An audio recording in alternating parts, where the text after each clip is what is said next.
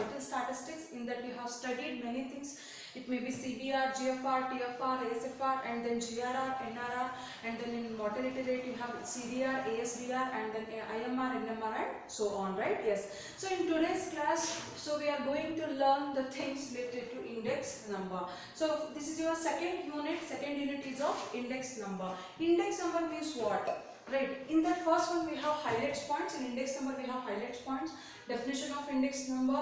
Index number acts as economic barometer, base year, current year, price relative, quantity relative, value relative, and then you have types of index numbers. In that price index number, quantity index number, and value index number. So what is index number? Index number means what? Index. First you should know the things that what is index and then what is index number, right? Index means what? To show, to express, right? Index numbers means, so we are going to express the things in a numbers, that is called index numbers. So what is the definition of index number? Definition of index number means index numbers are statistical devices. Index numbers are what it is? It is a statistical devices. Index numbers are statistical devices designed to measure the relative changes. Designed to measure the relative changes. So what is index number? Index numbers are statistical devices designed to measure the relative changes in the level of phenomena. In the level of phenomenon. In the level of phenomenon with respect to time, geographical location, or other characteristics such as it may be income, profession, or etc. Right? So what is index number? What is the definition of index number? So index numbers are statistical device. Index number means it is a statistical device. Index number anta annodu ಒಂದು statistical device. Device anta ಅಂದ್ರೆ ಒಂದು ಉಪಕರಣ, ಒಂದು ಸಾಧನ ಅಂತ ಹೇಳಿ ಕರೀತೀವಿ. For example, if we want to measure the milk, what we use the liter, right? So ನಾವು milk ಅನ್ನು measure ಮಾಡ್ತಾ ಇದೀವಿ. For example, oil ಅನ್ನು measure ಮಾಡ್ತಾ ಇದೀವಿ, right? Oil ಅನ್ನು measure ಮಾಡ್ತಾ ಇದೀರಾ ಅಂತಂದ್ರೆ ನಾವು ಏನನ್ನ ಯೂಸ್ ಮಾಡ್ತೀವಿ? ಲೀಟರ್ ಅನ್ನ ಯೂಸ್ ಮಾಡ್ತೀವಿ. If we are measuring the distance ಅನ್ನ measure ಮಾಡ್ತಾ ಇದೀವಿ ಅಂದ್ರೆ we have to use meter, kilometer. So ಈ ರೀತಿಯಾಗಿ ನಾವು device, this is called devices ಅಂತ ಕರೀತೀವಿ. So ಅದೇ ರೀತಿ ನಾವು ಏನು ಮಾಡ್ತಾ ಇದೀವಿ? It is a statistical device. So ಹಾಗಿದ್ರೆ index number ಅಂತ ಅನ್ನೋದು ಒಂದು statistical device designed to measure. So ಇದನ್ನ ಏನಕ್ಕೆ ಡಿಸೈನ್ ಮಾಡಿದೀವಿ? ಸೊ ಇದನ್ನ ಇಂಡೆಕ್ಸ್ ನಂಬರ್ ಅಂತ ಹೇಳಿ ಪರ್ಟಿಕ್ಯುಲರ್ ಆಗಿ ನಾವು ಏನಕ್ಕೆ ಡಿಸೈನ್ ಮಾಡಿದೀವಿ ಅಂತ ಅಂದ್ರೆ design to measure the relative changes. So ಹಾಗಿದ್ರೆ ಏನನ್ನ ಮೆಜರ್ ಮಾಡ್ತಾ ಇದೀವಿ? ಹಾಗಿದ್ರೆ ಏನನ್ನ ಅಳತೆ ಮಾಡ್ತಾ ಇದೀವಿ? ನಾವು ಏನನ್ನ ಫೈಂಡ್ ಔಟ್ ಮಾಡ್ತಾ ಇದೀವಿ ಅಂತ ಅಂದ್ರೆ designed to measure the relative changes. Relative changes means what? Relative changes means what? See, for example, relative changes andre see for example, if you take a human being ಅನ್ನು ನೀವು ತಗೊಂಡ್ರಿ ಅಂತ ಅಂದ್ರೆ so ಅವಾಗ ಜಸ್ಟ್ ಬಾರ್ನ್ ಬೇಬಿ ಯಾವ ರೀತಿ ಇರುತ್ತೆ, so ಹಾಗಿದ್ರೆ ನೆಕ್ಸ್ಟ್ ಬೆಳೀತಾ ಯಾವ ರೀತಿ ಆಗಿದೆ, that's relative means what? You have to take a single baby only, right? ಹಾಗಿದ್ರೆ ಅದು ಒಂದು ಪರ್ಟಿಕ್ಯುಲರ್ ಪರ್ಸನ್ ಅನ್ನು, ಫಾರ್ ಎಕ್ಸಾಂಪಲ್ ಎಕ್ಸ್ ಪರ್ಸನ್ ಇದ್ದಾನೆ ಅಂತ ಅನ್ಕೊಳ್ಳಿ, ರೈಟ್? ಸೊ ಎಕ್ಸ್ ಪರ್ಸನ್ ಇದ್ದಾನೆ ಅಂದ್ರೆ ಇವನು 2010 ನಲ್ಲಿ ಯಾವ ರೀತಿ ಇದ್ದ, ಸೊ ಇದೇ ಎಕ್ಸ್ ಪರ್ಸನ್ 2020 ಅಲ್ಲಿ ಯಾವ ರೀತಿ ಇದ್ದಾನೆ. ಸೊ ಹಾಗಿದ್ರೆ ಏನಾಗ್ತಾ ಇದೆ? 2010 to 2020 ಏನಾಗ್ತಾ ಇದೆ? ಚೇಂಜಸ್ ಆಗ್ತಾ ಇದೆ. ಆ ಸಿಂಗಲ್ ಪರ್ಸನ್ ಅಲ್ಲಿ ಏನಾಗ್ತಾ ಇದೆ? ಚೇಂಜಸ್ ಆಗ್ತಾ ಇದೆ. ಬಟ್ ಅದು relative changes. It is called relative changes. ಯಾಕೆ ರಿಲೇಟಿವ್ ಚೇಂಜಸ್ ಅಂತ ಅಂದ್ರೆ ಇಲ್ಲಿ ನಾವು ತಗೊಂತಾ ಇರೋದು ಎಕ್ಸ್ ಪರ್ಸನ್ ಅನ್ನ ಮಾತ್ರ. Ex person in 2010, the same ex person in 2020. 10 ಅಲ್ಲೂ ಅದೇ ಪರ್ಸನ್, 20 ಅಲ್ಲೂ ಅದೇ ಪರ್ಸನ್. ಈ ಪರ್ಸನ್ ಮೇಲೆ ಮಾತ್ರ ನಾವು ಸ್ಟಡಿ ಮಾಡ್ತಾ ಇದೀವಿ. That is called relative changes. So ಹಾಗಿದ್ರೆ what is index number? Index number means this is statistical device. Index number or statistical device designed to measure. So ಹಾಗೆ ನಾವು ಅದನ್ನ ಡಿಸೈನ್ ಮಾಡಿದೀವಿ to measure the relative changes. ಏನನ್ನ measure ಮಾಡಲಿಕ್ಕೆ? relative changes in the level of phenomena. Phenomenon ಅಂತ ಅಂದ್ರೆ ಏನು? the things, right? Phenomenon ಅಂತ ಅಂದ್ರೆ ಒಂದು activity, right? So ಇದರ ಯಾವ activities ಅಲ್ಲ ಇದ್ರೆ in the level of phenomena with respect to time. Phenomena means what? Time ಆಗಿರ್ಬೋದು, ಅಥವಾ ಜಿಯೋಗ್ರಫಿಕಲ್ ಲೊಕೇಶನ್ ಆಗಿರ್ಬೋದು, ಅಥವಾ ಒಂದು ಇನ್ಕಮ್ ಆಗಿರ್ಬೋದು, ಒಂದು ಪರ್ಸನ್ ಇನ್ಕಮ್ ಆಗಿರ್ಬೋದು, ಅಥವಾ ನಮ್ದು ಕಾಸ್ಟ್ ಆಫ್ ಲಿವಿಂಗ್ ಆಗಿರ್ಬೋದು, ರೈಟ್? ಅಥವಾ ಪ್ರೊಫೆಷನ್ ಆಗಿರ್ಬೋದು, ರೈಟ್. ಸೊ ಈ ರೀತಿಯಾಗಿರೋ ಒಂದು ಥಿಂಗ್ಸ್ ಬಗ್ಗೆ ನಾವಿಲ್ಲಿ ಸ್ಟಡಿ ಮಾಡ್ತಾ ಇದ್ದೀವಿ, ಅದನ್ನು ನಾವು ಮೆಜರ್ ಮಾಡ್ತಾ ಇದ್ದೀವಿ. ಸೊ ಹಾಗಿದ್ರೆ ಇದೆಲ್ಲ ಥಿಂಗ್ಸ್ ನಾವೇನಂತ ಕರಿತೀವಿ, index number. So what is index number? Index number means index numbers are statistical device design to measure the relative changes in the level of phenomena with respect to time, geographical location or other characteristics such as income, other characteristics such as income or professions or etc. ಅಂತ ಹೇಳಿ ನಾವು ಹೇಳ್ಬೋದು. So ಹಾಗಿದ್ರೆ next comes index numbers act as economic barometer. So ಹಾಗಿದ್ರೆ index number ಅಂತ ಅನ್ನೋದು economic barometer. Acts as index number acts as economic barometer. Index number ಅಂತ ಅನ್ನೋದು ಎಕನಾಮಿಕ್ ಬ್ಯಾರೋಮೀಟರ್ ರೀತಿಯಲ್ಲಿ ಆಕ್ಟ್ ಆಗುತ್ತೆ, ಆಕ್ಟ್ ಮಾಡುತ್ತೆ ಅಂತ ಹೇಳ್ತಾ ಇದ್ದಾರೆ. ಸೊ ಹಾಗಿದ್ರೆ ಇಂಡೆಕ್ಸ್ ನಂಬರ್ ಯಾವ ರೀತಿ ಎಕನಾಮಿಕ್ ಬ್ಯಾರೋಮೀಟರ್ ಆಗಿ ಹೇಗೆ ಆಕ್ಟ್ ಮಾಡುತ್ತೆ? ಸೊ ಅದಕ್ಕೆ ನೀವು ಫಸ್ಟ್ ಏನು ಕಲಿಬೇಕು ಅಂದ್ರೆ ಇಲ್ಲಿ ನೋಡಿ barometer. What do you mean by barometer? ಈಗ ಬ್ಯಾರೋಮೀಟರ್ ಅಂತ ಅಂದ್ರೇನು? Barometer means what? Barometer means it is a device. We use it to measure the pressure of atmosphere. So ಹಾಗಿದ್ರೆ ಅಟ್ಮಾಸ್ಫಿಯರ್ ಅಂತ ಏನಿದೆ ನಮ್ಮ ಸುತ್ತಮುತ್ತ ಇರುವಂತ ವಾತಾವರಣ, ಈ ವಾತಾವರಣದ ಒಂದು ಒತ್ತಡ, ಪ್ರೆಷರ್, ರೈಟ್? ಒತ್ತಡ ಇರುತ್ತೆ ಅಲ್ವಾ? ಈ ವಾತಾವರಣದ ಒಂದು ಒತ್ತಡ ಇರುತ್ತೆ. ಈಗ ನಮ್ದು ಎನ್ವಿರಾನ್ಮೆಂಟ್ ಅಂತ ಏನಿದೆ, ರೈಟ್? ಈ ಎನ್ವಿರಾನ್ಮೆಂಟ್ ಏನಿರುತ್ತೆ, ಒಂದು ಒತ್ತಡ ಇರುತ್ತೆ. ಆ ಒತ್ತಡನ ನಾವಿಲ್ಲಿ ಏನ್ ಮಾಡ್ತಾ ಇದೀವಿ? ಮೆಜರ್ ಮಾಡ್ತಾ ಇದ್ದೀವಿ. ಸೊ ವಾತಾವರಣದ ಒತ್ತಡವನ್ನ ಇಲ್ಲಿ ಅಳತೆ ಮಾಡೋ ಒಂದು ಸಾಧನವನ್ನ ನಾವೇನಂತ ಕರಿತೀವಿ? ಬ್ಯಾರೋಮೀಟರ್ ಅಂತ ಹೇಳಿ ಕರಿತೀವಿ. ಸೊ ಹಾಗಿದ್ರೆ ಇಲ್ಲಿ index number acts as economic barometer. Economic barometer ಅಂತ ಅಂದ್ರೆ ಏನು? Economy means what? ನಿಮಗೆ ಗೊತ್ತಿದೆ, ಎಕನಾಮಿಕ್ ಅನ್ನ ನೀವು ಸ್ಟಡಿ ಮಾಡ್ತೀರಾ, ರೈಟ್? ಎಕಾನಮಿ ಅಂತ ಬಂದ ತಕ್ಷಣ ನಮ್ಗೆ ಅಲ್ಲಿ ಏನ್ ಬರುತ್ತೆ? ಅರ್ಥಶಾಸ್ತ್ರ. ಅರ್ಥಶಾಸ್ತ್ರ ಅಂತ ಅಂದ್ರೆ ಏನು? Ups and down, demand and supply and back rate. So ಈ ರೀತಿ ಆಗಿರುವಂತ ಪ್ರತಿಯೊಂದು ಏನು ಮನಿ ಮೇನ್ ಏನ್ ಬರುತ್ತೆ ನಮ್ಗೆ? ಮೇನ್ ಬರೋದೇನಂದ್ರೆ ಮನಿ, ಅರ್ಥಶಾಸ್ತ್ರ ಅಂತ ಹೇಳಿ ಕರಿತೀವಿ ನಾವು, ರೈಟ್? ಸೊ ಹಾಗಿದ್ರೆ ಎಕನಾಮಿಕ್ ಬ್ಯಾರೋಮೀಟರ್. ಸೊ ಎಕಾನಮಿಯಲ್ಲಿ ಆಗುವಂತ ಒಂದು ಚೇಂಜಸ್, ಎಕಾನಮಿಯಲ್ಲಿ ಒಂದು ಆಗ್ತಾ ಇರುವಂತ ಒಂದು ಪ್ರೆಷರ್, ಎಕಾನಮಿಯಲ್ಲಿ ಇರುವಂತ ಒಂದು ಪ್ರೆಷರ್ಸ್, ರೈಟ್? ಯಾವ ರೀತಿ ಪಾಲಿಸೀಸ್ಗಳಾಗಿರ್ಬೋದು, ಆರ್ ಬಿ ಐ ಪಾಲಿಸೀಸ್ಗಳಾಗಿರ್ಬೋದು, ಮನಿ ವ್ಯಾಲ್ಯೂ ಆಗಿರ್ಬೋದು, ಡಿಫ್ಲೇಷನ್ ಆಗಿರ್ಬೋದು, ಇನ್ಫ್ಲೇಷನ್ ಆಗಿರ್ಬೋದು, ರೈಟ್? ಈ ರೀತಿ ಆಗಿರುವಂತ ಒಂದು ಎಕನಾಮಿಕ್ ಪ್ರೆಷರ್ಸ್ ಏನಿರುತ್ತಲ್ವಾ, ಆ ಎಕನಾಮಿಕ್ ಪ್ರೆಷರ್ ಅನ್ನ ಇಲ್ಲಿ ಏನ್ ಮಾಡ್ತಾ ಇದೆ? ಇಂಡೆಕ್ಸ್ ನಂಬರ್ ಏನ್ ಮಾಡ್ತಾ ಇದೆ? ಮೆಜರ್ ಮಾಡ್ತಾ ಇದೆ. ಅದನ್ನ ನಮ್ಗೆ ಹೇಳ್ತಾ ಇದೆ ಯಾವ ರೀತಿ ಎಕನಾಮಿಕ್ ಚೇಂಜ್ ಆಗ್ತಾ ಇದೆ, ಅದನ್ನ ಯಾವ ರೀತಿ ಮೆಜರ್ ಮಾಡ್ತಾ ಇದೆ ಅಂದ್ರೆ ಇಂಡೆಕ್ಸ್ ನಂಬರ್ ಏನ್ ಮಾಡ್ತಾ ಇದೆ? ಮೆಜರ್ ಮಾಡ್ತಾ ಇದೆ. ಅದಕ್ಕೆ ಇಂಡೆಕ್ಸ್ ನಂಬರ್ ನ ಏನಂತ ಕರಿತೀವಿ? Index number acts as economic barometer ಅಂತ ಹೇಳಿ ಕರಿತೀವಿ.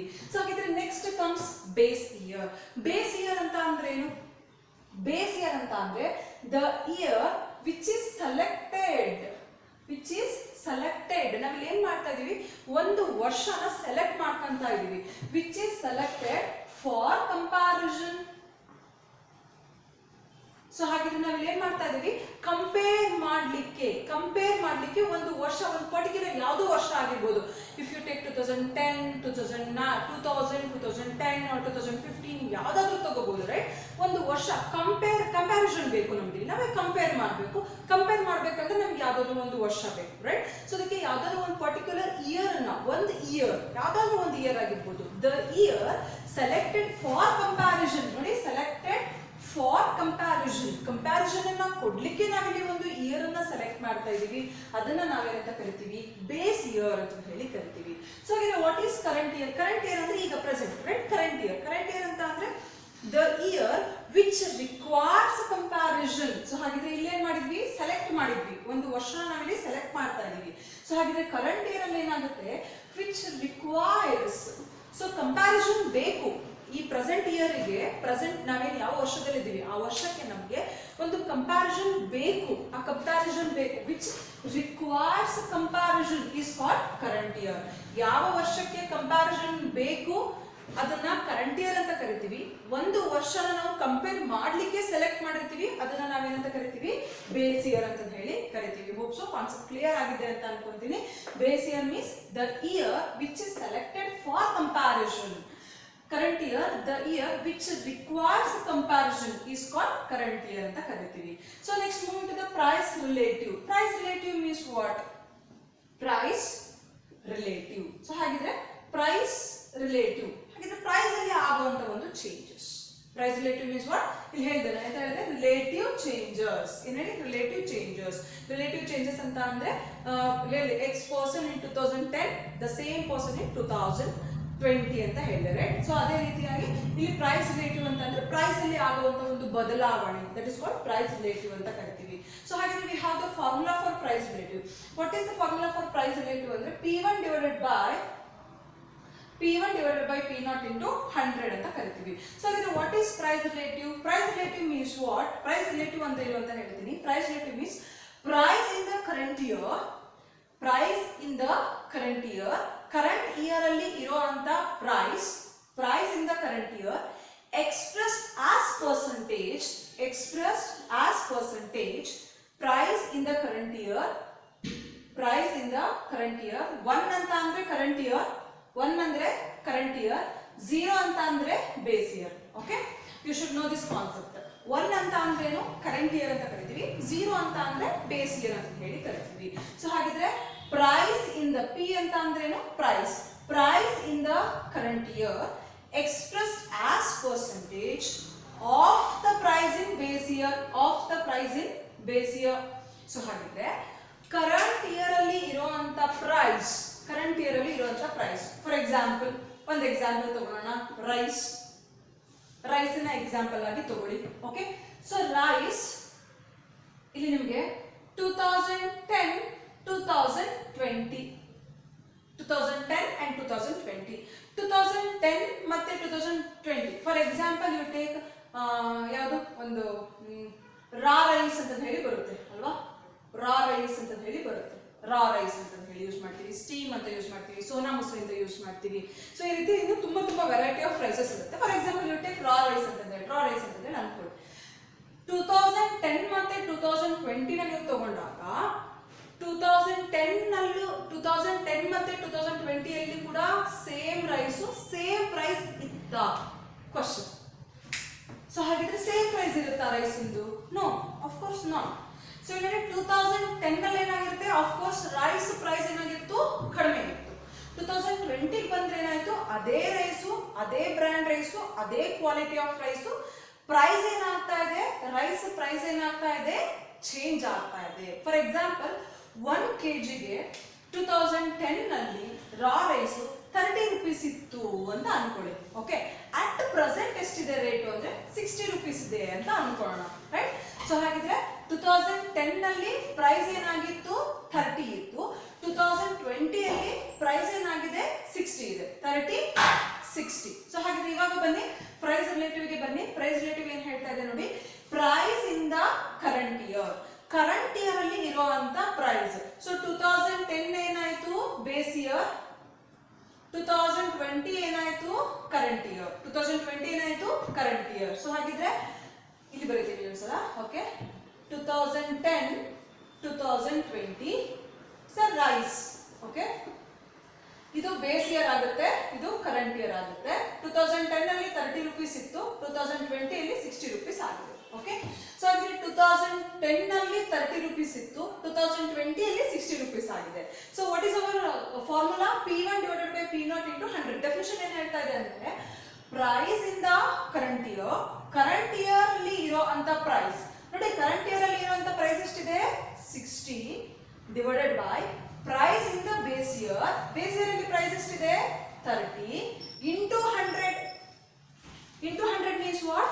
We are expressing it in a percentage ಅಲ್ಲಿ ನಾವಿಲ್ಲಿ ಎಕ್ಸ್ಪ್ರೆಸ್ ಮಾಡ್ತಾ ಇದ್ದೀವಿ, ರೈಟ್? ಸೊ ಹಾಗಿದ್ರೆ price in the current year expressing in percentage of the price in the base year. ಹಾಗಿದ್ರೆ base year ಅಲ್ಲಿ ಇರುವಂತ ಪ್ರೈಸ್, ಸೊ ಕರೆಂಟ್ ಇಯರ್ ಅಲ್ಲಿ price 60 ಇದೆ, ಬೇಸ್ ಇಯರ್ ಅಲ್ಲಿ ಪ್ರೈಸ್ 30 ಇದೆ, ಇಂಟು 100, ರೈಟ್? ಸೊ ಹಾಗಿದ್ರೆ ಇದನ್ನ ಪರ್ಸೆಂಟೇಜ್ ಮಾಡ್ಕೊಳ್ಳಿ. ಎಷ್ಟು ಬರುತ್ತೆ, 0 0 ಕ್ಯಾನ್ಸಲ್.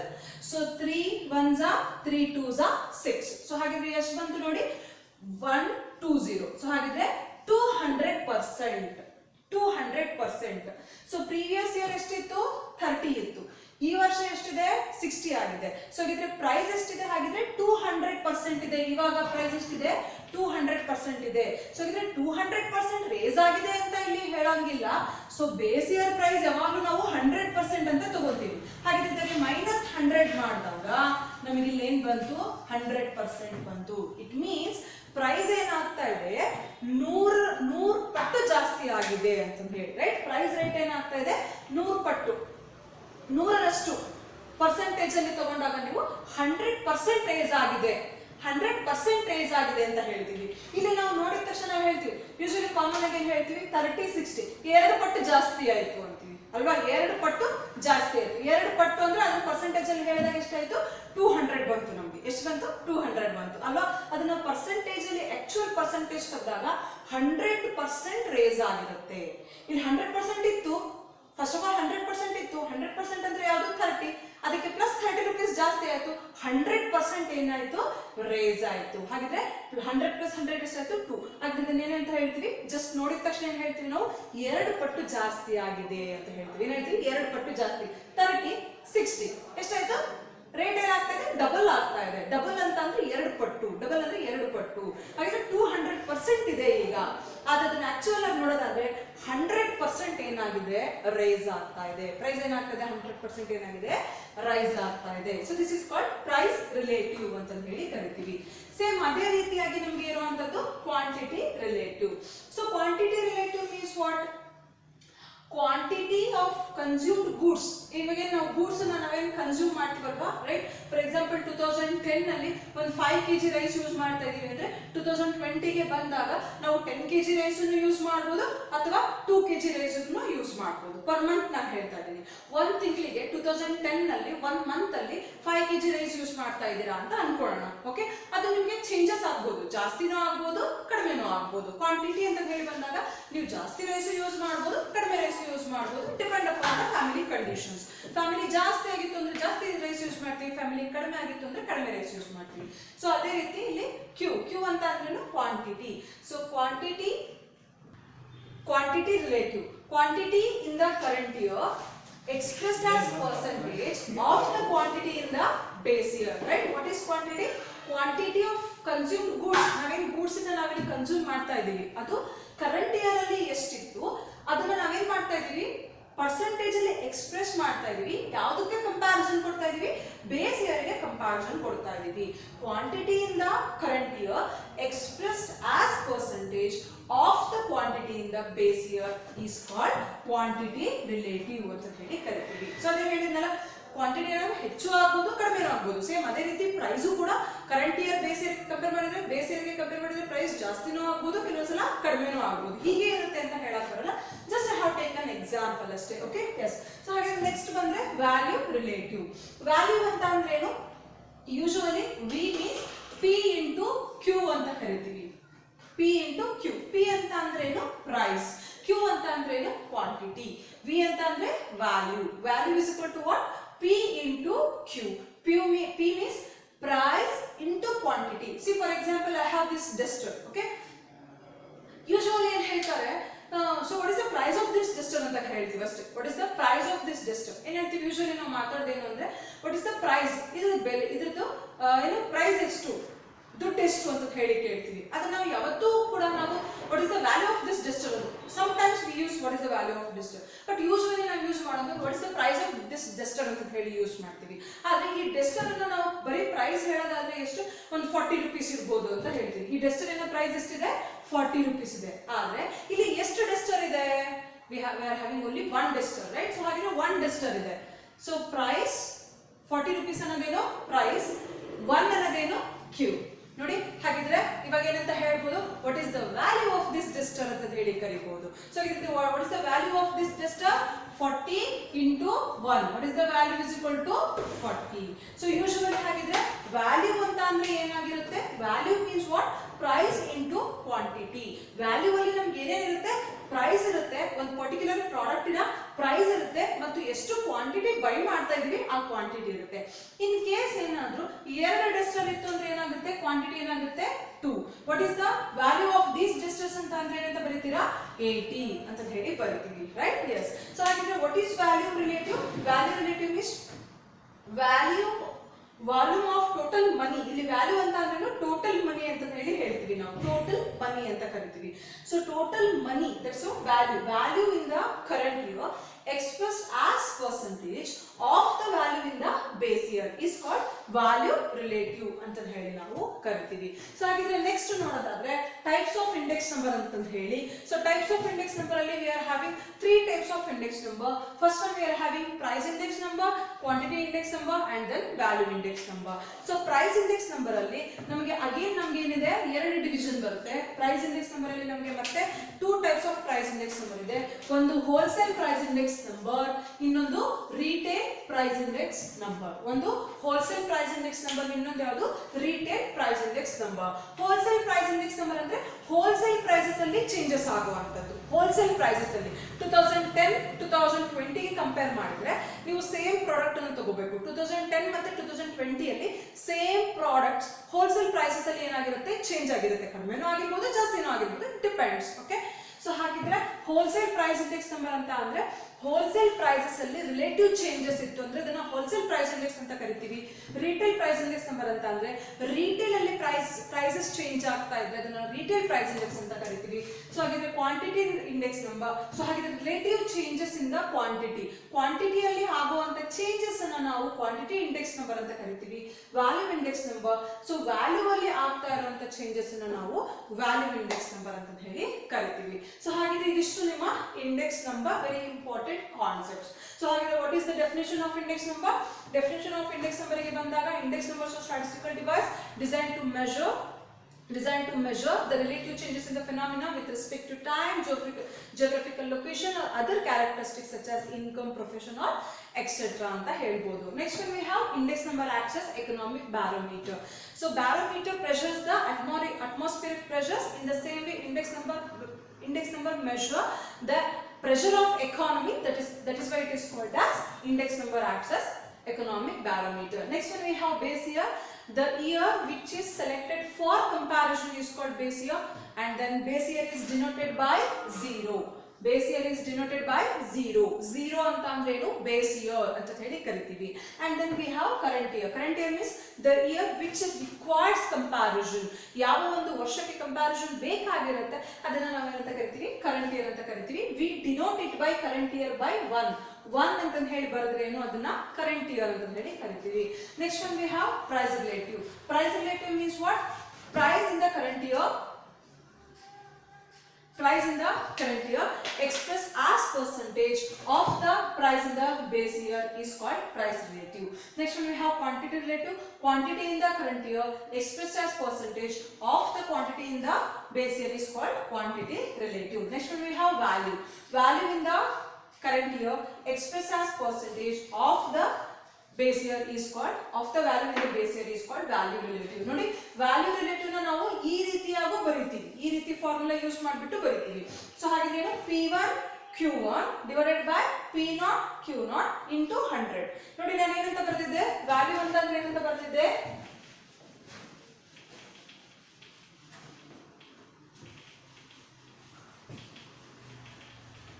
ವ್ಯಾಲ್ಯೂ ಅಂದ್ರೆ ಏನಂತ ಬರ್ತಿದ್ದೆ, V is equal to P into Q ಅಂತ ಬರುತ್ತೆ ಅಲ್ವಾ. Yes, V is equal to P into Q. Value is price into quantity ಅಂತ ಹೇಳಿದೆ. ಸೊ ಹಾಗಿದ್ರೆ V0 ಏನಾಗುತ್ತೆ, P0 into Q0. ಸೊ ಹಾಗಿದ್ರೆ ಬೇಸ್ ಇಯರ್ ವ್ಯಾಲ್ಯೂ V0 ಅಂತ ಅಂದ್ರೆ ಏನು, ಬೇಸ್ ಇಯರ್ ವ್ಯಾಲ್ಯೂ. 0 ಅಂತ ಅಂದ್ರೆ ಬೇಸ್ ಇಯರ್, 1 ಅಂದ್ರೆ ಕರೆಂಟ್ ಇಯರ್. V0 ಅಂತ ಅಂದ್ರೆ base year value. V0 is equal to P0 into Q0 ಅಂತ ಕರಿತೀವಿ. ನೆಕ್ಸ್ಟ್ ಒನ್ V1 ಏನಾಗುತ್ತೆ ಹಾಗಿದ್ರೆ ಹೇಳಿ ನೋಡೋಣ.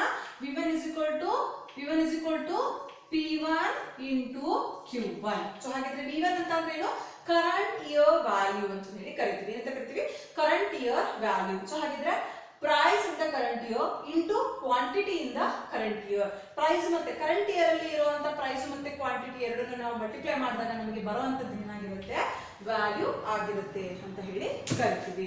ಸೊ ಹಾಗಿದ್ರೆ ಯಾವ ರೀತಿ ಬರೀಬಹುದು ನಾವು ವ್ಯಾಲ್ಯೂ ರಿಲೇಟಿವ್ ನ. So value relative V1 into 100. So ಇದನ್ನ P1 Q1 divided by P0 Q0 into 100 ಅಂತ ಹೇಳಿ ಬರಿತೀವಿ. ಈ ಫಾರ್ಮುಲಾ ಬರೀಬಹುದು ಅಥವಾ ಈ ಫಾರ್ಮುಲಾನಾದ್ರೂ ಬರೀಬಹುದು. ಇವೆರಡರಲ್ಲಿ ನೀವು ಯಾವ ಫಾರ್ಮುಲಾ ಬೇಕಾದ್ರೂ ಬರ್ಕೋಬಹುದು. Okay, yes. So ಹಾಗಿದ್ರೆ ಇಲ್ಲಿವರೆಗೂ ಏನು ನಿಮ್ next one we have types of index number. Okay, so types of index number ಅಲ್ಲಿ price index number, again we have divided price index number into wholesale price index number and retail price index number. Wholesale price index number ಅಂದ್ರೆ wholesale prices ಅಲ್ಲಿ relative changes ಆಗುವಂತದನ್ನ wholesale price index number ಅಂತ ಕರಿತೀವಿ. Retail price index number ಅಂದ್ರೆ retail prices ಅಲ್ಲಿ relative changes ಆಗೋದನ್ನ retail price index number ಅಂತ ಕರಿತೀವಿ. Next one we have price index quantity index number, quantity ಅಲ್ಲಿ relative changes ಆಗೋದನ್ನ quantity index number ಅಂತ ಕರಿತೀವಿ. Next one we have value index number. Value index number ಅಂದ್ರೆ value ಅಲ್ಲಿ ಆಗುವಂತ ಒಂದು relative changes ಅನ್ನ value index number ಅಂತ ಹೇಳಿ ಕರಿತೀವಿ. So ಹಾಗಿದ್ರೆ next one we have notations and terminology. Notations and terminology. Okay. Notations and terminology.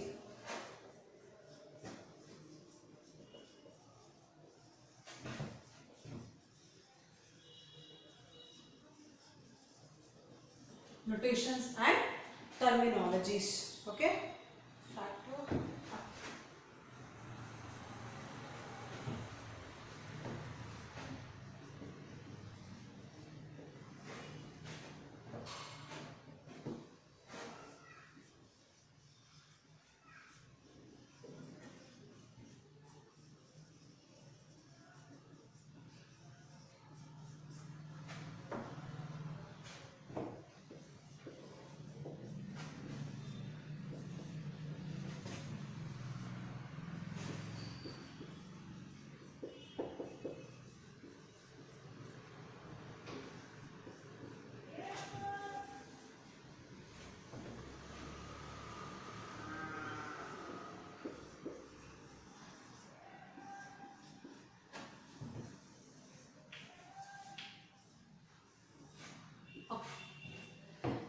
So ಇಲ್ಲಿ factors, notations and terminology. Factors, in the factors we are having price, quantity and value.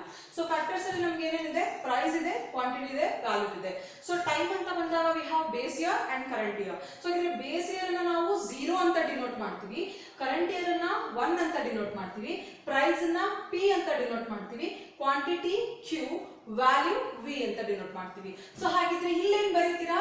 So ಈ box ಅಲ್ಲಿ ಏನು ಬರೀತೀರಾ? ಈ box, ಈ cell ಏನಂತ ಕರಿತೀವಿ? Cell ಅಂತ ಕರಿತೀವಿ, ರೈಟ್? ಸೊ ಈ ಸೆಲ್ ಏನನ್ನ ರೆಪ್ರೆಸೆಂಟ್ ಮಾಡುತ್ತೆ? ಈ ಸೆಲ್ ಬೇಸ್ ಇಯರ್ ಪ್ರೈಸ್ ಏನನ್ನ ರೆಪ್ರೆಸೆಂಟ್ ಮಾಡುತ್ತೆ? Base year price. So base year ಏನಿದೆ? 0, ಪ್ರೈಸ್ ಏನಿದೆ? P. ಹಾಗಿದ್ರೆ ಇಲ್ಲಿ ಏನು ಬರೀತೀರಾ? P0.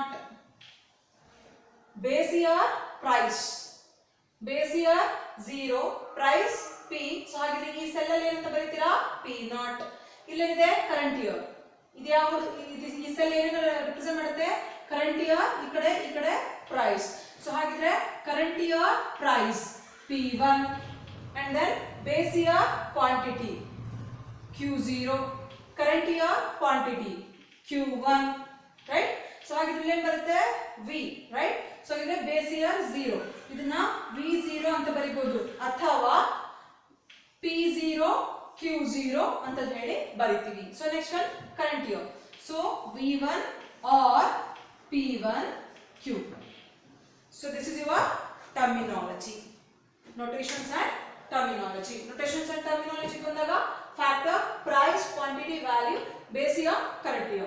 P0, Q0, P1, Q1, V0, P0, Q0, V1, P1, Q1. ಇದನ್ನ ನಿಮಗೆ ಏನು ಇದು ಗೊತ್ತಿರಬೇಕು. ನಾವೆಲ್ಲ ನಿಮಗೆ ಬೇಸ್ ಇಯರ್ ಪ್ರೈಸ್ ಅಂತ ಹೇಳ್ತಾ ಇದ್ದೀನಿ ಅಂತ ಅಂದ್ರೆ P0 ಬಂದ್ಬಿಡ್ಬೇಕು. Base year price P0, base year quantity Q0, base year value P0 into Q0, current year price P1, current year quantity Q1, current year value P1 or P1 into Q1 ಅಂತ ಹೇಳಿ ಕರಿತೀವಿ, right? Okay. So ಹಾಗಿದ್ರೆ next class ಅಲ್ಲಿ price index number ಬಗ್ಗೆ ನೋಡೋಣ. Next class ಅಲ್ಲಿ price index number and then problems on price index number. Next class ಅಲ್ಲಿ price index number and then problems on price index number. So ಇದರಲ್ಲಿ ನಿಮಗೆ index number ಒಳಗೆ ನಿಮಗೆ 5 marks problems, 2 marks problems, 5 marks problems ಮತ್ತೆ 10 marks problems ಇಂದು ನಿಮಗೆ final exams ಅಲ್ಲಿ ನಿಮಗೆ